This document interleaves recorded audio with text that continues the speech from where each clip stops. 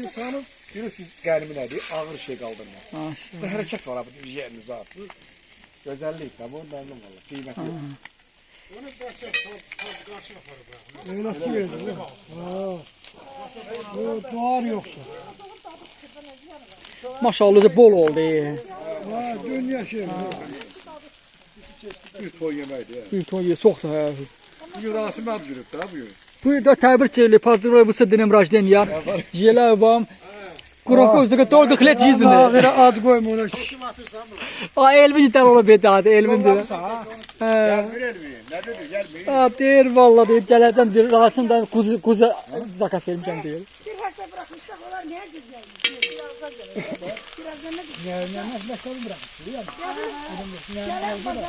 Kuzunu bağlamışam diyor. Kuzunu der bağlamış. Kuzunu şeyde de qəssabın özündedir. Ha kuz. Bağlattırmışam qırağda da. Sonra da nəs. Kuzusu ki o.